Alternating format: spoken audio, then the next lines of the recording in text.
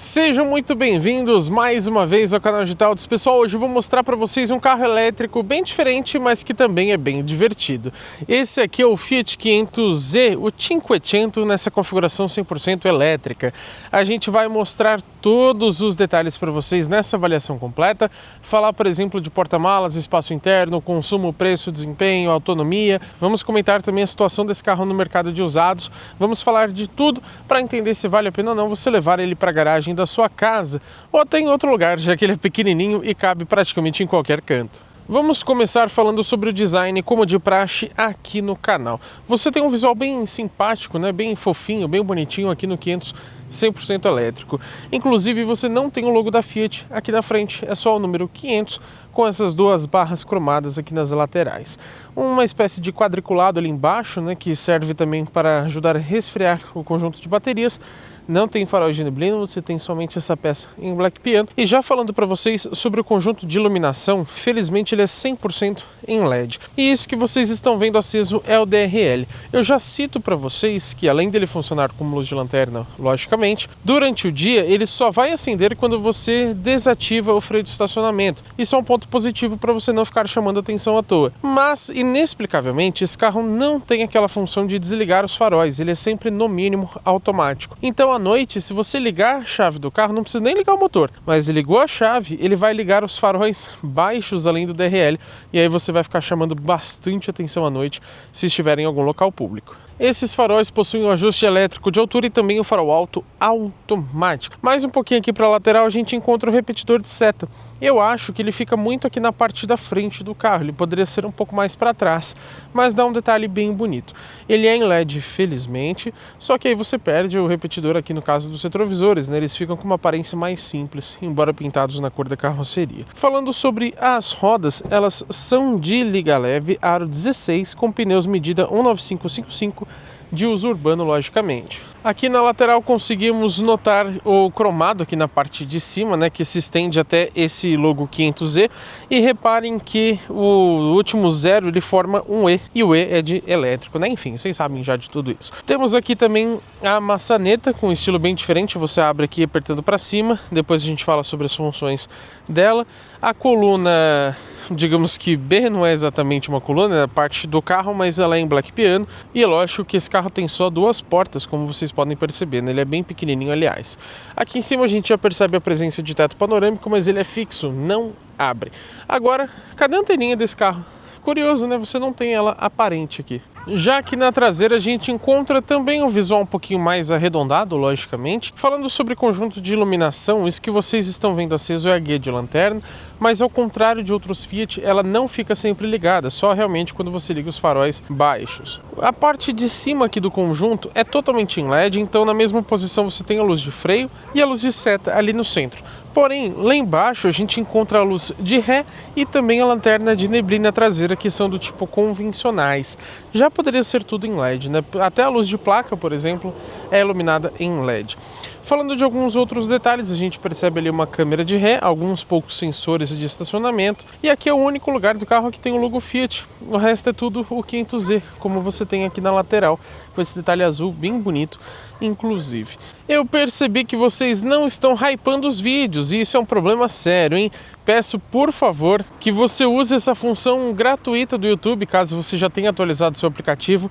Fica aqui perto dos comentários, é totalmente de graça, mas ajuda muito a gente. Assim como você deixar o seu like aqui embaixo. E como essa avaliação é completamente gratuita, eu peço essa colaboração de vocês, por favor. Vamos falar agora para vocês sobre o conjunto mecânico. Esse carro, logicamente, vocês sabem que é 100% elétrico e o motor dele fica posicionado aqui na dianteira, dando também uma tração somente nas rodas da frente. A Fiat diz que ele rende uma potência máxima de 118 cavalos a 4.200 rotações. Já o torque, 22,4 kgfm, entre 0 e 3.733 RPM. Muita gente acha que o carro elétrico tem potência e torque instantâneos, mas nem sempre é assim. E lógico que, se tratando de um carro elétrico, a gente tem como se fosse aqui uma transmissão automática. Agora, em um modelo movido a eletricidade, a gente não pode de jeito nenhum deixar de falar sobre o conjunto de baterias. Elas são feitas aqui de íons de lítio e possuem uma capacidade definida em 42 kWh. Porém, a Fiat ainda não especificou se essa capacidade nominal ou utilizável dessa bateria. Agora, eu entrei um pouquinho aqui no carro porque eu preciso falar para vocês sobre algumas opções de recarga e etc. Quando a gente vem aqui nas configurações, a gente encontra a aba de veículo elétrico e aqui você tem o fluxo de energia. Por que isso é importante? Ele faz até uma animação ali, tá? Agora está desligado porque o carro está parado. Os carros elétricos e híbridos, eles fazem uma regeneração de energia invertendo a rotação do motor elétrico quando você tira o pé do acelerador ou pisa então no pedal do freio. Assim ele consegue transformar a energia cinética de movimento em energia elétrica. E aí você recupera um pouco daquela energia que você gastou. Não dá uma autonomia infinita para o carro, já que quando você faz essa troca de energia ele acaba perdendo velocidade, né? Então não há milagre. E o legal é que através de uma animação, a bateria que muda de cor também, mostrando se ele está gastando ou regenerando, você ainda tem aqui do lado também o número em quilowatt, tanto da motorização quanto do clima, que no caso, na verdade, é a climatização, o ar-condicionado. Outras coisas legais, você tem aqui um histórico de condução.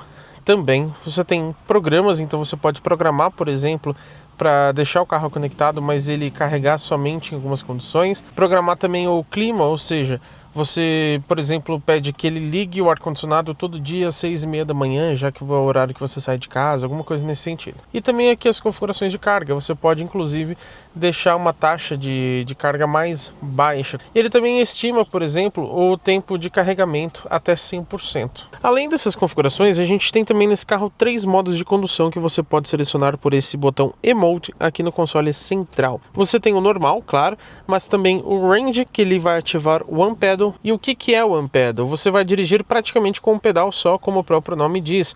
Então, tirando o pé do acelerador, ele vai maximizar aquela frenagem regenerativa que eu disse para vocês. E aí você consegue ir dosando o acelerador e praticamente não usar os freios quase em nenhum momento. Você tem também o modo Sherpa, ou Sherpa, não sei bem como se pronuncia, mas ele vai limitar a velocidade em 80 km por hora, vai reduzir a resposta do acelerador e também vai desativar o ar-condicionado e o aquecimento dos vidros. Lembrando que você pode, depois de acionar esse modo, ligar o ar-condicionado novamente de forma manual, mas aí não vai fazer muito sentido esse modo. Agora, a recarga de um carro elétrico você faz, além dessa frenagem regenerativa, também, claro, colocando na tomada, que é o principal método. E o bocal aqui de abastecimento, ou melhor, de carregamento, fica do lado direito aqui do 500Z, nessa parte traseira. Pelo menos fica aqui do lado direito, que facilita no Brasil, mas eu preferiria que fosse ali mais na frente. Você tem LEDs aqui para indicar o carregamento e é claro que você tem aqui 2 tipos de entrada. Ele usa a tomada padrão do tipo 2 e aí você tem a CCS também, que é aquela combinada onde você vai usar também a parte ali de baixo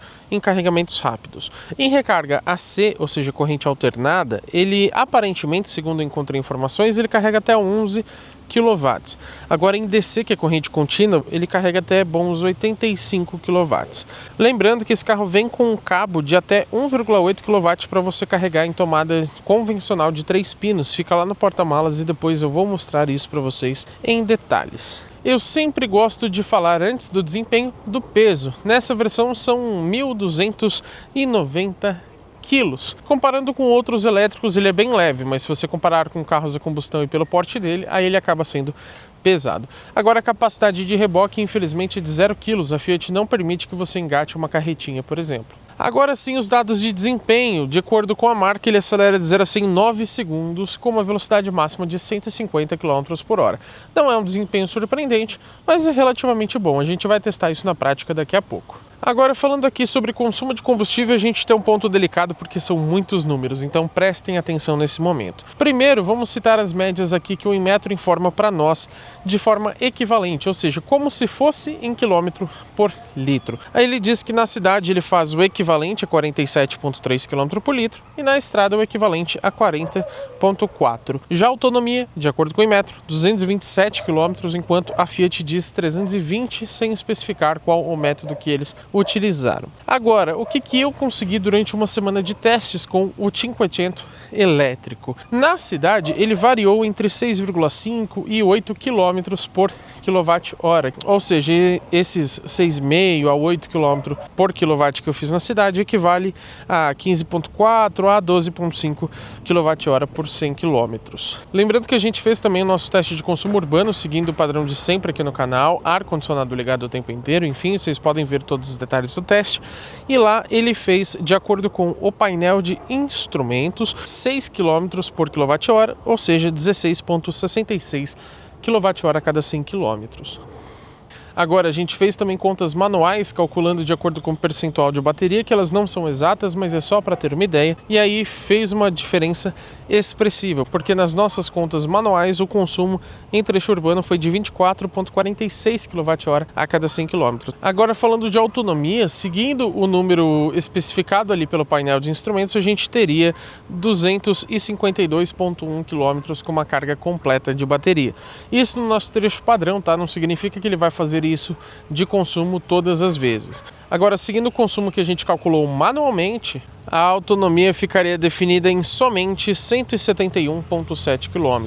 Como eu disse, ele não mostra o percentual exato, por exemplo, 50,5% de bateria ou algo assim. Ou seja, nesses números manuais não são exatos, tá? Só para a gente ter uma noção. Como a diferença não ficou absurda, ao contrário de alguns modelos da BYD, eu acho que esse computador de bordo é sim confiável e provavelmente mais preciso do que nossas contas manuais. Embora não seja o foco de um elétrico, e na estrada, o que eu consegui? Geralmente variou entre 7,5 e 9 km por kWh, o que daria o equivalente a 13,3 e 11,1 kWh a cada 100 km, respectivamente.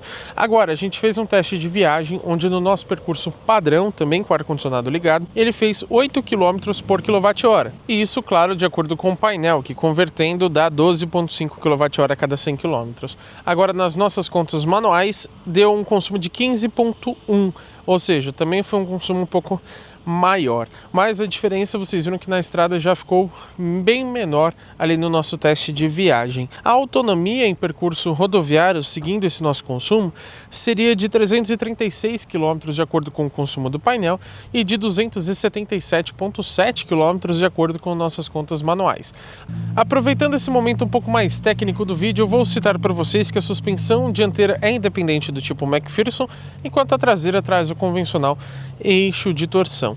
Agora, os freios, uma decepção, são a disco na dianteira, só que na traseira são do tipo tambor. Gosto de citar também rapidamente a plataforma e a produção. Esse carro utiliza a base chamada de Mini BEV, que significa Battery Electric Vehicle, ou seja, veículo movido a bateria, né, elétrico, e ele é produzido em Turim, lá na Itália, e isso já nos dá uma pista de que o preço não deve ser muito baixo, porque existem bastante impostos de importação. Vamos falar agora sobre dimensões e, como sempre aqui no canal, vou fazer um comparativo com outros dois modelos para a gente ter uma noção do quanto o 500 elétrico é pequeno ou grande. Dessa vez eu escolhi o BYD Dolphin Mini, que também é elétrico, assim como o Renault Kwid E-Tech. De comprimento, a gente tem aqui 3,63 metros somente, ele é realmente bem curto, enquanto o BYD tem 3,78 e o Kwid 3,73. De largura, 1,68 aqui no Fiat 500, enquanto o Dolphin Mini tem 1,71 e o Kwid 1,58. Infelizmente, a Fiat ainda não nos informou qual que é a largura, considerando os retrovisores. A altura fica definida em 1,53 aqui no Fiat, o Dolphin tem 1,58 e o Kwid 1,50. Agora, de entre-eixos, somente 2,32. O Dolphin Mini 2,50 e o Kwid E-Tech também consegue ser bem maior com 2,42. A altura mínima em relação ao solo é de bons 14,7 centímetros, então não raspa assim com uma facilidade tão grande. Esse aqui é o interior do Fiat 500e 100% elétrico. Vamos conferir como que é o acabamento? Praticamente tudo em plástico duro, como vocês podem notar. O interessante é que essa peça que vocês estão vendo aqui é lisa, né, num branco, muda de acordo com a cor externa do carro. Aqui do lado esquerdo a gente encontra o botão para você desligar ali o aviso do sensor de estacionamento, né, o alerta sonoro, tem até uma luz inclusive. Desligar o controle de tração e estabilidade, lanterna de neblina traseira e aqui para você aumentar ou abaixar o facho do farol eletricamente. Falando para vocês sobre a porta, ela é bem grande, já que esse carro não tem 4 portas, são somente 2. E o acabamento, ó, quase todo em plástico duro também, tá? Acho bem simples nesse carro. Você tem aqui em cima, onde você coloca a mão aqui para abrir e fechar a porta, ó, o Made in Torino, já que ele é fabricado lá na Itália, como eu disse para vocês. E você tem um 500 ali antigo. Aqui é o botão de abrir a porta, ele é elétrico, tá? Você não tem uma alavanca, então você somente clica aqui que ele libera a porta. Somente essa faixa aqui que é revestida em couro, mas num tom mais claro, que suja mais fácil, né? Você tem, claro, só os vidros elétricos dianteiros. E o que me decepciona é que o retrovisor não tem aquela função tilt down, que abaixa o espelho direito quando você engata ré, e também não tem um rebatimento elétrico. Aqui abaixo, ó, plástico duro de novo, você tem um porta-objetos não muito fundo, mas pelo menos comprido, e aqui, ó, essa garrafa é de 500 ml. E reparem que ela entra bem forçada, ou seja, se for um pouquinho maior já não vai caber. E ele serve também como um porta-objetos caso você não coloque uma garrafa. Isso aqui é uma abertura manual aqui da porta, caso acabe a bateria você consegue sair sem problema. Agora repara, ó, que dessa forma aqui fica até difícil da gente tirar a garrafa, ó. Acho que faltou uma soleirinha, você tem até um espaço aqui para ela, poderia ser iluminado inclusive. Falta também um ajuste elétrico para o banco, você tem um ajuste de altura, mas também manual. Os tapetes aqui, me perdoem pela sujeira, mas são em carpete com o logo 500. Já que eu citei os bancos, vamos falar dele para vocês. Reparem que você tem o logo Fiat, ó, várias vezes aqui, fica discreto, não muito chamativo, mas bonito. O logo 500, eles também são revestidos nesse couro mais claro, mas infelizmente falta o aquecimento e a refrigeração, já poderia ter, né? Vamos falar agora sobre o ar-condicionado. Ele é do tipo digital, mas infelizmente não é dual zone. Você tem comandos físicos, você pode, por exemplo, aumentar ou abaixar a temperatura, aqui trocar a posição, recirculação e aqui a ventilação em si, né? A força da ventilação. O legal é que você pode também fazer tudo pela central multimídia, caso você prefira. Seguindo aqui pelo painel, a gente encontra 2 saidinhas de ar horizontais. Você tem o botão do pisca-alerta e o botão de trava. E como as travas aqui são, digamos que eletrônicas, ele não faz barulho, ó. Aqui abaixo a gente tem uma entrada USB do tipo A, do lado esquerdo aqui o botão de partida do motor. E aqui você tem um carregador de celular por indução com esse easter egg, imagino eu ser da cidade de Torino, quase certeza, sendo que o carro vem de lá, né, na Itália. Ele tem uma luz aqui para indicar o carregamento e tem também uma iluminação de LED aqui em cima. Não faz muita diferença, não entendi por que ter isso na parte do carregador por indução, mas tem, tá? Uma iluminação, digamos que ambiente. Agora, o celular fica sambando aqui, você não tem uma trava e também não dá para desligar esse carregador por indução. Então, se você quiser colocar o seu celular sem carregar aqui nesse porta-objetos, não vai conseguir. Vale lembrar também que ele tem uma potência de 15 watts. Outra questão que falta é a ventilação, que outros carros da Fiat também já possuem. Aqui a gente tem as posições do câmbio, eu particularmente não gosto muito de ser por botão, mas ok, pelo menos você livra espaço. Inclusive, falando em espaço, olha o espação que você tem aqui embaixo. Você pode, inclusive, abrir essa parte aqui, ó. Enroscou no fio, mas você pode abrir essa parte aqui onde você tem um porta-copos. E ele tem inclusive essas borrachinhas aqui nas laterais para acomodar garrafas um pouco maiores. Freio de estacionamento eletrônico. Ele possui a função auto hold, mas você só pode ativar ou desativar pela central multimídia. Aqui os modos de condução, você seleciona por esse lado esquerdo e do lado direito o volume. Reparem que lá você não tem comandos físicos para a central, é só aqui mesmo. Se você clicar também você multa ou segurando desliga a central.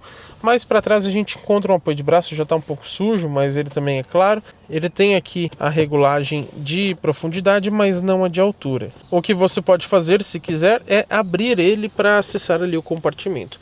Infelizmente não é refrigerado.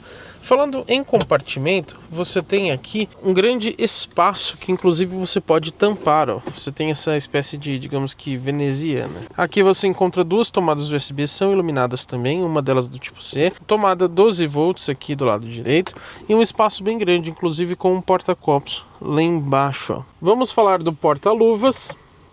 Desce suavemente, mas infelizmente não tem iluminação. Só o espaço dele que realmente é bem grande. Agora poderia ter uma refrigeração também, né, Fiat?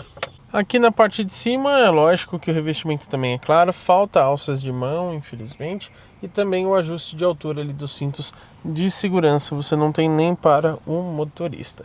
Aqui em cima você encontra retrovisor do tipo eletrocrômico, que escurece sozinho quando bate uma luz forte. Falando em luz, infelizmente ela não é em LED, tá? É do tipo convencional, isso é uma grande pena, e não é nem individual. Botões aqui do sistema de conectividade inteligente da Fiat, depois a gente fala melhor sobre ele. Aqui em cima você encontra o quebra-sol com porta-documentos, mas não tem nem o espelho, quem dirá iluminação e tampão.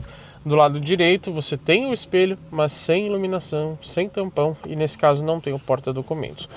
Que falta de capricho em Fiat. Aqui você encontra o teto panorâmico, ele é fixo, não abre, você tem essa redinha que não adianta muita coisa, como vocês podem ver, e ela também é manual, tá? Você não tem acionamento elétrico.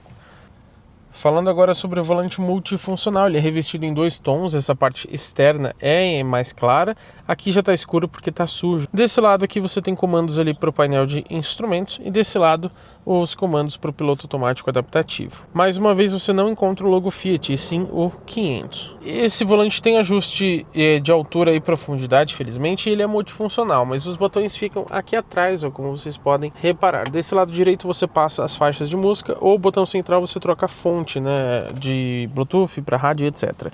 Aqui do lado esquerdo você tem o comando para passar as faixas. Aqui na haste de seta, reparem que ela já fica distante do volante, que eu não gosto, e ela também tem um péssimo acionamento aqui para os faróis. Reparem que você tem uma aletinha aqui atrás, então você consegue fazer dessa forma, ou aqui pela frente. Só que acontece que às vezes você vai dar seta e acaba esbarrando aqui, então você acaba trocando sem querer a posição dos faróis.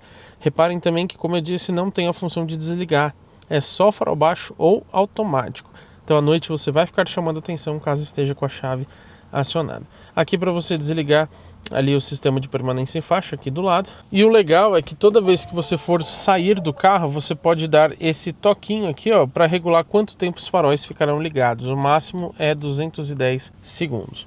Do lado direito a gente encontra os comandos aqui com um sensor de chuva inclusive, mas também de péssimo acionamento. Isso aqui para você fazer enquanto está dirigindo é bem ruim, tá, pessoal? Vamos agora ao painel de instrumentos. Primeiro, toda vez que você for ligar o carro, ele faz essa musiquinha, né? Esse efeito todo pomposo ali. Deixa eu mostrar já desligando, ó. Ele é um pouquinho diferente. Bom, vamos lá as funções. Esse painel tem 7 polegadas, uma tela não muito grande, mas bem boa, tem uma definição legal também, só poderia ter um pouco mais de brilho. Bom, nessa tela inicial você tem aqui o velocímetro, como se fosse analógico. Dando um toque para cima você tem um medidor de energia, o quanto você está gastando ou regenerando. Para o lado direito você tem o trip A e trip B, e aqui já me incomoda uma coisa. Reparem ali que o tempo do trajeto e a velocidade média ficam contando mesmo com o motor desligado, caso a chave esteja acionada, que não faz sentido algum, né? Ali você tem o trip B também, acho que poderia ter até mais trips. Pro lado direito você tem o Driver Assist, que seria então as assistências à condução. Do lado direito, pressão dos pneus você consegue resetar por aqui, e para baixo você tem aqui quantos dias falta para revisão. Lado direito você tem o áudio, né? Nesse caso não tem nada tocando no momento. Pro lado direito de novo você tem a navegação, só que é somente com o GPS nativo do carro. Infelizmente não funciona com Waze ou com Maps. Outro toque, você tem aqui os alertas do carro, no momento não existem nenhum. Outro toque, você tem a aba de tutorial, que aí ele vai te explicando como usar algumas coisas. Pro lado direito, as configurações. Quando a gente vem aqui em Display, a gente encontra as configurações de tela, que aí você pode mudar ali, por exemplo, no canto inferior esquerdo, para hora, data, bússola. A escala secundária seria, por exemplo, em milhas por hora, né, quanto que tá, ou voltar para a temperatura externa. Aqui no centro você consegue também deixar o odômetro, informação do áudio, informação de telefone, o horário, temperatura externa, a data ou a bússola. Inferior direito as mesmas funções, e aqui pode restaurar também as configurações. Agora voltando, a gente tem também veículo elétrico. Isso aqui imagino eu que seja aquele Ready que fica aparecendo ali em cima, né, indicando que está pronto para você dirigir. O Power e o Charge seria ali na direita, indicando o nível de consumo também, né, fica um atalho. E aqueles sons ao ligar ou desligar, ó, você pode selecionar aqui também ou não. No tutorial você pode desligar. Iluminação, você pode, por exemplo, aumentar um pouquinho mais o brilho da tela, apesar de não mudar muita coisa. Trip B Reset, isso é legal, você pode deixar para ele nunca resetar, ou ele resetar o Trip B sozinho toda vez que você desliga o carro, a cada 2 horas ou a cada 8 horas. E aqui você pode também ver a navegação, você pode colocar pictogramas, que ele vai te mostrar provavelmente, por exemplo, qual que é a próxima direção e tudo mais. Vocês viram que já sumiu o mapa daqui, né? Ou você pode deixar o mapa, então, como vocês tinham visto anteriormente. Em segurança, a gente consegue desligar o airbag do passageiro caso necessário, e em segurança e assistência, mudar o volume aqui dos avisos ou deixar eles desligados, por exemplo. Mais um toque aqui para a direita, você tem a tela inicial novamente. E o legal desse painel é que quando você desliga ele, ele estima ali, por exemplo, quanto tempo você vai levar para carregar até 100%, considerando até mesmo 2 potências de carregamento. E ali também um resumo do trip, incluindo quanto você gastou de bateria. Por exemplo, se naquela viagem você gastou 5% de bateria. Interessante. E eu voltei aqui pro lado de fora do Cinquecento elétrico para a gente falar agora sobre a chave presencial. Mas por que dessa vez eu estou aqui na frente do carro? Porque quando o carro está trancado e você o destranca, olha a animação legal que ele faz aqui nos faróis, ó. Ela fica, digamos que, vibrando no vídeo por conta da câmera, então não sei se vocês perceberam muito bem, mas tem uma animação bem interessante. E agora sim, falando sobre a chave em si, ela é meio ovalada, né? Meio redondinha, o logo 500 aqui. Você tem abertura e trancamento das portas, destrancamento do porta-malas e também o botão de sinalização, onde ele vai acionar luzes e buzina. Agora, a questão é, quando eu tranco o carro, nada acontece. Agora, se eu segurar esse botão, ele vai fechar os vidros, só que tem que segurar até o final, senão eles vão parar ali pela metade. Agora, se eu segurar o botão de abertura, ele abre também os vidros, mas da mesma forma para na metade se eu soltar. O mesmo vale aqui para a maçaneta. Eu posso segurar esse botãozinho para travar e fechar os vidros, ou dando um simples toque ele vai somente travar. Para destravar é só você estar com a chave perto e clicar aqui, ó, já que você não tem aquela maçaneta manual, né? Ela é eletrônica. Vamos agora para a lista de equipamentos. A gente encontra rodas de liga leve aro 16, painel totalmente digital de 7 polegadas, cabo de carregamento portátil com 1,8 kW de potência e tomada 3 pinos, carregador de celular por indução de 15 watts, chave presencial, frenagem automática de emergência com detecção de pedestres e ciclistas, faróis Full LED com ajuste elétrico de altura e farol alto automático, sensores de ponto cego, sensores de estacionamento dianteiros e traseiros, 3 modos de condução que eu já falei para vocês, o normal, o Range e o Sherpa, teto panorâmico fixo, ACC, que é o piloto automático adaptativo com função Stop and Go, ar-condicionado digital, banco do motorista com ajuste de altura, câmera de ré, controles de tração e estabilidade, bancos traseiros bipartidos, retrovisor interno eletrocrômico, bancos em couro, assistente de partida em rampas, lanterna traseira de neblina, reconhecimento de placas de trânsito, sistema de permanência em faixa com correção e centralização automática, sensores crepuscular e de chuva, repetidores de seta em LED, sensor de pressão dos pneus, volante multifuncional em couro com ajuste de altura e profundidade, 6 airbags, sensor de fadiga e lanternas traseiras parcialmente em LED. Lógico que além de tudo você tem também essa central multimídia com uma tela de 10,25 polegadas, aquela Uconnect que a gente já bem conhece. Ela tem o GPS nativo, como eu já disse para vocês, tem conexão sem fio para Android Auto e Apple CarPlay, tem também perfis, então se você divide o carro com alguém, por exemplo, você salva algumas preferências aqui a cada perfil. Tem o Fiat Connect Me, que serve, por exemplo, para você falar com alguma assistência, né, pedir alguma informação do carro, alguma coisa assim. Também ele faz chamadas SOS, você controla algumas coisas ali pelo smartphone, dá para você colocar um limite de perímetro, então quando ele sai daquele perímetro você vai ser alertado, o limite de velocidade, enfim. E você tem também 6 alto-falantes. Não especifica quantas entradas USB tem no carro, mas eu contei aqui 3, que são 2 aqui no console, mais uma aqui em cima. Só que uma delas somente é do tipo C, viu? E eu gosto bastante dessa central, mas eu achei o sistema de som mediano, para ser sincero. Vamos aproveitar e mostrar para vocês a câmera de ré. Já acho que poderia ter até uma câmera 360 graus e a qualidade dessa câmera é mediana. Pelo menos ela tem linhas de guias dinâmicas, então ela se move conforme você vira também o volante. Vamos falar de um dos pontos mais importantes de todo o carro, que é o seu preço. O Fiat 500e ele é vendido no Brasil em versão única, chamada de Icon. Ele tem um preço de R$ 214.990, só que a questão é que lá no configurador da Fiat, esse carro ainda aparece como 2022. Significa então que a marca não está trazendo unidades novas desse carro para o Brasil, lotes recentes. Na prática, ele meio que já deixou de ser vendido. Agora, no mercado de seminovos, você consegue encontrar esse carro já por cerca de R$ 120 mil. Então são quase R$ 100 mil a menos do que a versão 0 km. Lembrando que você também não tem opcionais e até as cores são gratuitas. Nelas você tem as sólidas Bianco Giacchio, não sei falar italiano, tá pessoal, mas é o branco. Você tem também o Nero Onis, ou Nice, não sei, que é o preto. E nas metálicas o verde Oceano, que é a que eu mais gosto. E também o Grigio Metallizato, que seria um cinza fosco. Todas elas gratuitas, mas eu acho que falta um tom de vermelho, de azul e até mesmo de um prata. Agora, talvez você ache alguma unidade encalhada aí nas concessionárias, já que esse é um carro de baixa procura, né? Ele é caro, e ele é elétrico e ele é muito compacto. Então, capaz de em algum lugar do Brasil você ainda achar uma unidade 0 km. Mas na conclusão a gente fala melhor se vale a pena comprar esse carro zero ou também como um usado. Falando sobre garantia e revisões, eu descobri que esse carro tem 3 anos de garantia, só que eu não entendi se é com ou sem limite de quilometragem. Agora, para a bateria, você tem 8 anos de garantia ou um limite de 160 mil quilômetros. Nesse ponto poderia ser melhor, né? Agora, as revisões desse carro acontecem a cada 15 mil quilômetros ou 12 meses, sendo aquilo que acontecer primeiro. Vamos falar agora sobre os bancos traseiros. Por que eu não estou lá nos bancos de trás? Porque eu não caibo, tá? Simplesmente por isso. Eu tenho um pouco mais de 1,92 de altura, então não esperem que eu entre ali para mostrar o espaço interno, nem nada disso, é incompatível. Mas eu vou mostrar daqui de fora mesmo. Para entrar nos bancos traseiros, caso você consiga, você pode puxar essa parte aqui do banco, ó, onde ele já rebate o encosto, e você também consegue empurrá-lo aqui para frente. Só que o espaço é muito pequeno, né, pessoal? A gente percebe aqui que o revestimento dos bancos é igualzinho lá na frente. Esse carro é só 4 lugares, não tem 5 assentos, porque nem 4 pessoas cabem aqui, para ser sincero, só se for crianças pequenas. Você tem saídas de som também para a parte traseira, mas não tem iluminação, não tem apoio de mão nem nada. O que você encontra aqui é o porta-revista atrás dos bancos.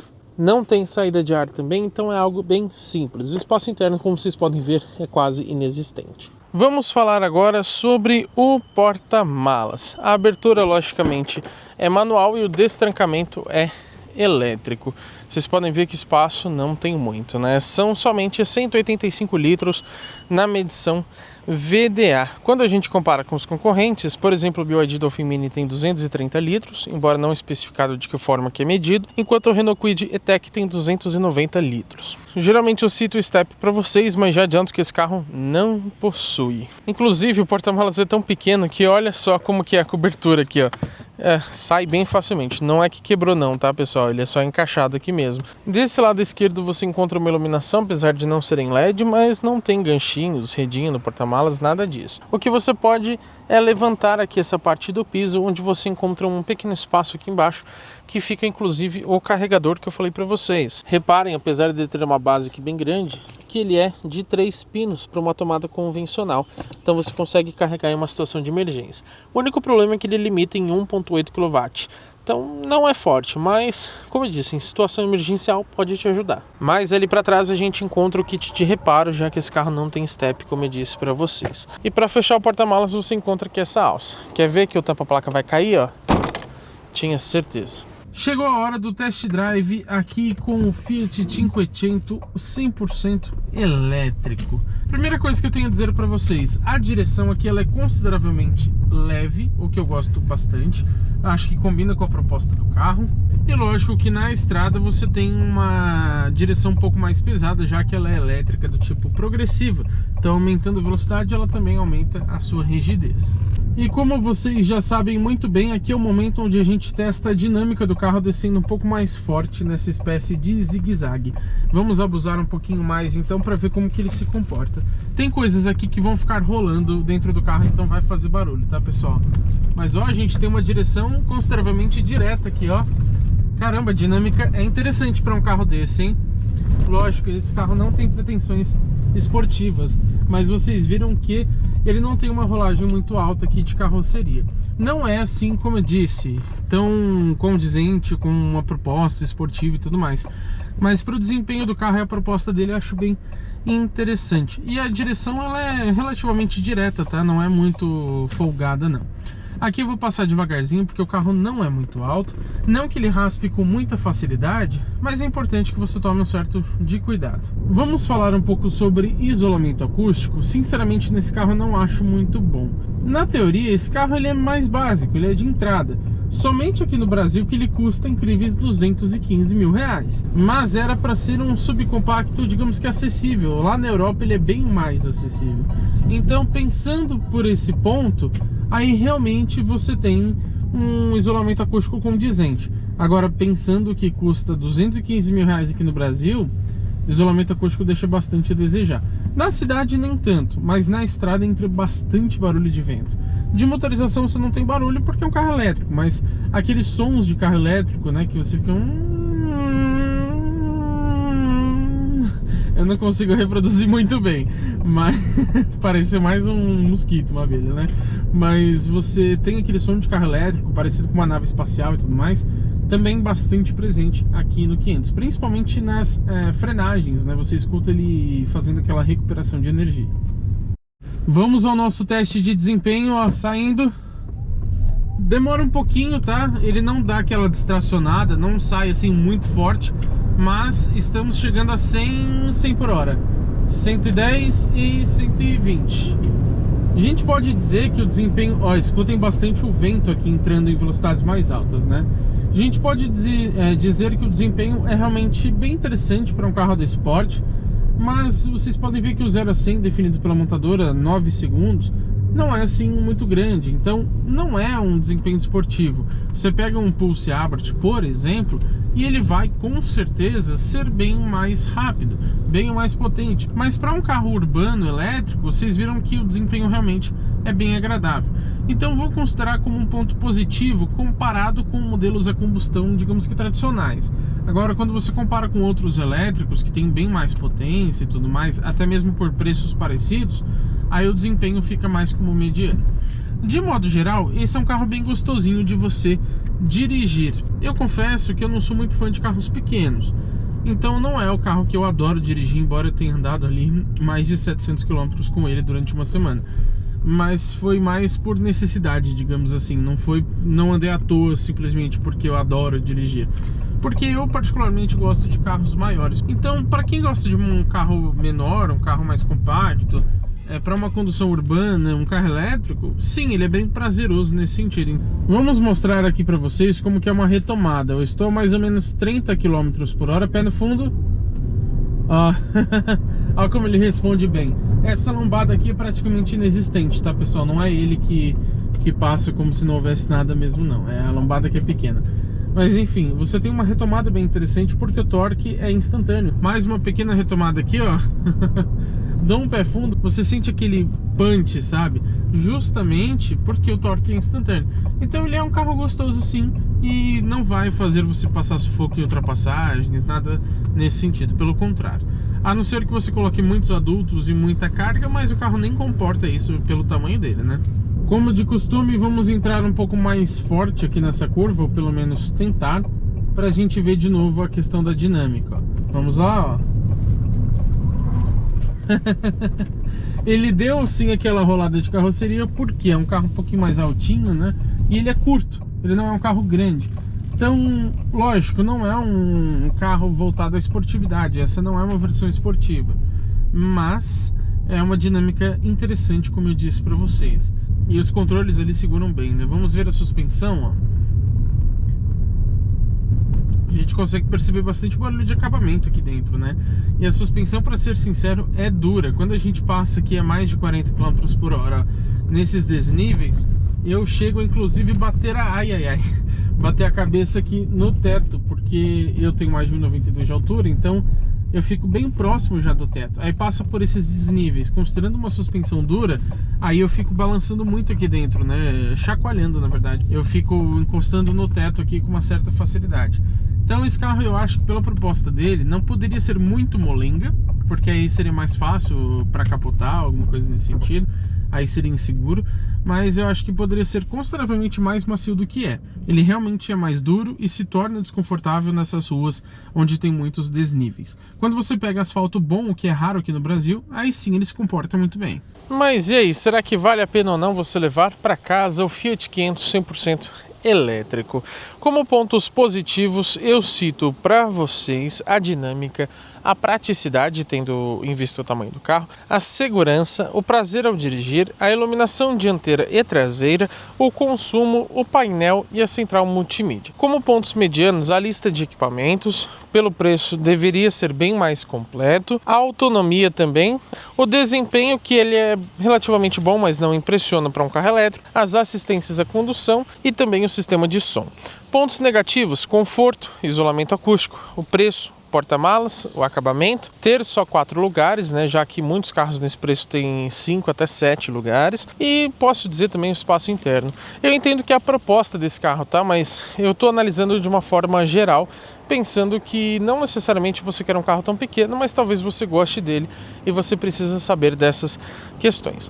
Equipamentos que eu senti falta: tilt down, que abaixa o espelho direito quando você engata ré, rebatimento elétrico dos retrovisores, iluminação nos quebra-sóis, iluminação interna em LED, bancos elétricos, ar-condicionado digital dual zone, frenagem automática em manobras, ajuste de altura dos cintos de segurança, iluminação interna ambiente, modos de condução como Sport, Eco, Individual e etc. E também acho que seria legal uma câmera 360 graus ou quem sabe um Park Assist.